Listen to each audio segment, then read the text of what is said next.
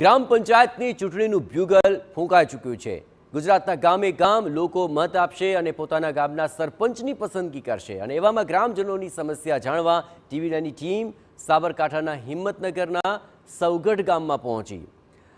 આજે આપણે જાણીશું કે શું છે અહીં ગ્રામજનોની સમસ્યા। ગ્રામ પંચાયતની ચૂંટણીનો માહોલ જે છે તે ગરમ થઈ ચૂક્યો છે। જે પણ ગ્રામ્ય વિસ્તારમાં પહોંચો તે વિસ્તારની અંદર એક જ ચર્ચા થતી હોય છે કે આવનારા સરપંચ કોણ હશે। જે પ્રકારે ભૂતકાળના સરપંચો ગ્રામજનોએ અનુભવ્યા છે તે પ્રકારે ક્યાંક જે અપેક્ષાઓ હતી તે પૂરી નથી થઈ તો ક્યાંક જે અપેક્ષાઓ હતી તે સારી રીતે પૂરી થઈ છે। અત્યારે હાલ આપણે સૌગઢ ગામમાં છીએ। હાલના જે છેલ્લા સરપંચ હતા તે પણ આપણી સાથે છે। તાલુકા પંચાયતના સભ્ય અને પૂર્વ સરપંચ પણ અહીં મોજૂદ છે। વાત કરીશું પહેલાં સ્થાનિકો સાથે, કેવા પ્રકારની અપેક્ષા સરપંચ સાથે હતી અને આ સરપંચોએ શું આપની અપેક્ષાઓ પૂરી કરી છે ખરી? જે અપેક્ષાઓ હતી એટલી સંતોષ છે। હજી થોડી જે ડેવલપ થઈ છે એનું બાકી છે તે હવે આગની પંચાયત આવશે એનો વિકાસ કરશે। કેવા પ્રકારની છતાં પણ આ ગામની અંદર જરૂરિયાતો છે? એટલે ગટર છે, રોડ લાઇન છે, સ્ટ્રીટ લાઇટ છે, અહીંયા ગેસની લાઈનો છે, આ બધીની મેઇન પ્રોપર જરૂરિયાત છે। એમાં ગેસની લાઈન નથી અહીંયા? હા નથી, હવે ચાલુ થઈ છે।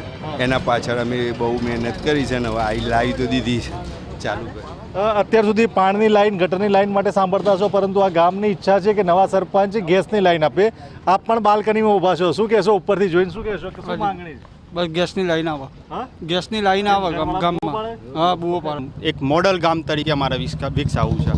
આમ અત્યાર સુધીમાં કેવું છે કે થાય છે તો લોકો વાતો જ કરીને પછી અંદર કેબિનમાં એસીમાં બેસી રહેશે લોકો। અમારી અપેક્ષા મુજબ કોઈ કામ થયું નથી।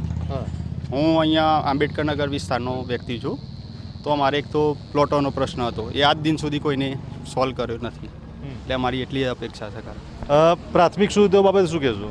પ્રાથમિક સુવિધામાં કેવું છે હાલની દ્રષ્ટિએ તો અત્યારે હાલ વહીવટદાર શાસન હતું અમારે જે, તો મુશ્કેલી તો બહુ જ પડી છે 2-3 વર્ષની અંદર। વહીવટદારો સાંભળતા નહોતા, શું કરતા હતા? કંઈ કામ થયું નથી અમારું। છેલ્લા 1.5-2 વર્ષથી વહીવટદાર શાસન ચાલતું હતું, સરપંચ હોતા નહીં। સરપંચની ગેરહાજરીમાં વહીવટદારનું શાસન કેવું રહ્યું?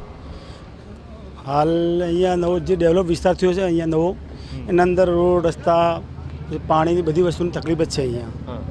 હાલ કોઈ વહીવટદારની અંદર હાલ કોઈ કામ એવું બધું ખાસ થયું નથી આ એરિયામાં।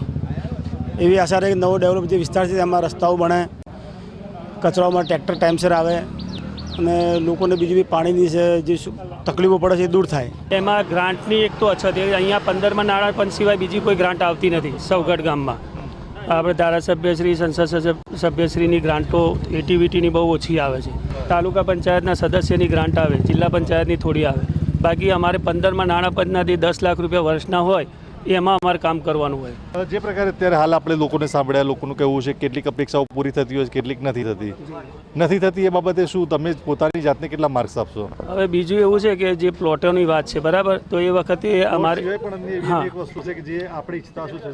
આપણે અમુક વસ્તુ એવી છે કે કોઈ અરજદારનું કોઈ કામ હોય તો આપણે તે પોતાની રીતે તો ઈચ્છીએ કે કોઈને આપણે ના પાડીએ અને બધાના કામ કરીએ, પણ અમુક ટેકનિકલ બાબતો એવી હોય છે કે જેના લીધે આપણે કામ નથી કરી શકતા। આપ પણ પૂર્વ સરપંચ રહી ચૂક્યા છો, અત્યારે હાલ તાલુકા પંચાયતના સદસ્ય છો, આ પણ સરપંચ હતા, આપ પણ સરપંચ હતા, શું એવું લાગે છે કે ગામના વિકાસમાં લોકોને સંતોષ આપી ચૂક્યા છો?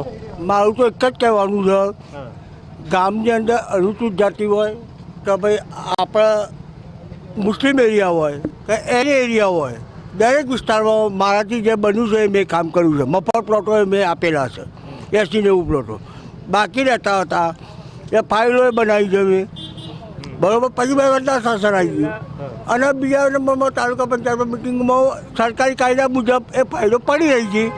બીજા નંબરમાં દરેક વિસ્તારમાં તમે કામ કરો।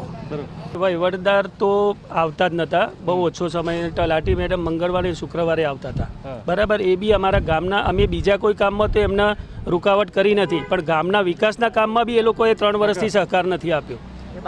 અને બીજું રહી વાત નવા સરપંચની, નવા સરપંચમાં અમારે દર વખતે એવું થાય છે કે ગામ ભેગું થઈ અને જે સક્ષમ ઉમેદવાર જે એમને લાગતો હોય એ નક્કી કરે, એના ઉપર આખું ગામ તૈયાર હોય છે। ઓકે, આ સારી વાત છે। જે પ્રકારે કહી શકાય, પૂર્વ સરપંચ કહી રહ્યા છે કે જે પ્રકારે ગામ નક્કી કરતું હોય ત્યારબાદ ચૂંટણીનું ફોર્મ ભરવામાં આવતું હોય છે, ત્યારબાદ સરપંચ જે છે તેના ઉમેદવાર નક્કી કરવામાં આવતો હોય છે। સરપંચ પાસેથી કેવા પ્રકારની અપેક્ષાઓ હોય છે તે લોકો સાથે સાંભળ્યું। વહીવટદારનું શાસન કેવું હોય છે તેનો અનુભવ પણ કેવો છે, વહીવટદાર જોવા મળે છે કે નહીં તે પણ સાંભળ્યું। જોવાનું રહે છે કે હવે આ ગ્રામ પંચાયતની ચૂંટણીઓમાં કેવા પ્રકારે ઉમેદવારને નક્કી કરવામાં આવે છે। અવનીશ ગોસ્વામી, ટીવી9।